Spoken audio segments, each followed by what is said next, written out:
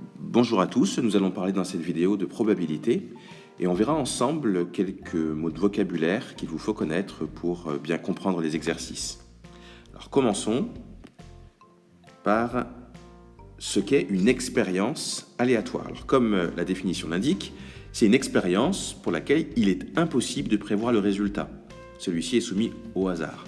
Donc par exemple, lancer un dé et regarder la face supérieure du dé pour savoir quel nombre on obtient, eh bien c'est une expérience aléatoire, parce que vous ne pouvez pas savoir a priori si vous allez avoir un 1, 2, 3, 4, 5 ou 6.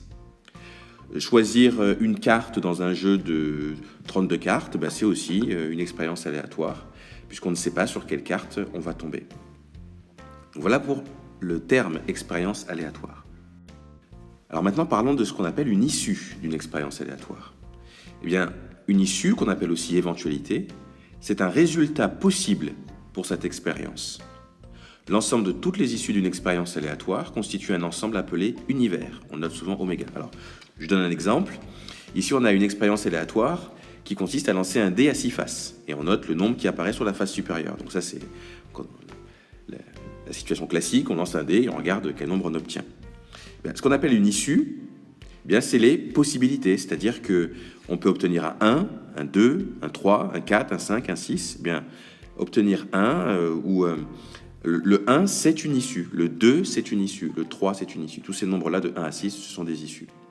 Donc là, par exemple, l'ensemble de toutes les issues possibles, qu'on appelle l'univers, toutes les issues possibles, toutes les éventualités, eh bien, il s'écrit ainsi. Alors, cette lettre-là, ça se dit oméga.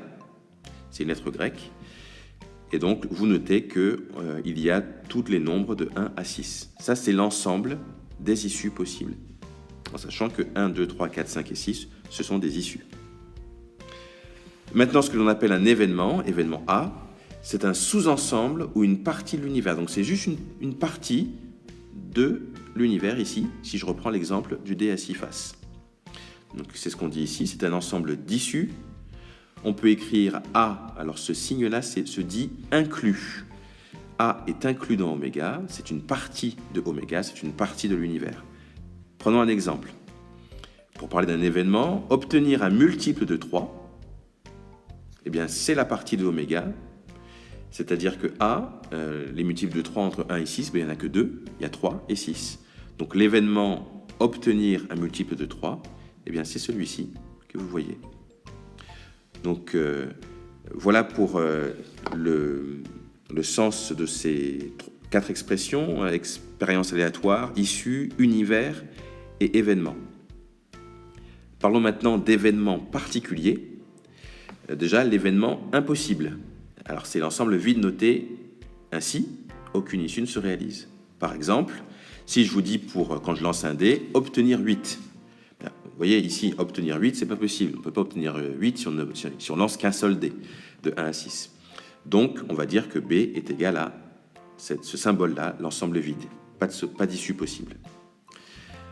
Ce qu'on appelle l'événement certain, c'est tout l'univers, toutes les issues qui se réalisent.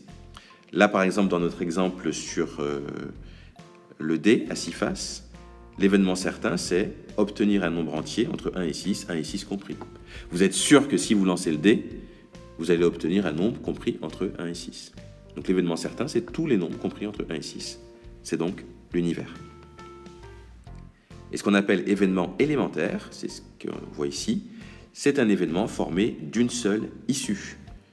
Par exemple, obtenir 2, si vous lancez le dé, vous n'avez qu'une seule possibilité, c'est 2. Par contre, tout à l'heure, on a parlé du fait d'obtenir un multiple de 3. Bien là, vous aviez plusieurs possibilités. Donc là, ce n'était pas un événement élémentaire. Donc voilà quelques définitions qu'il vous faut connaître et comprendre pour bien aborder les probabilités.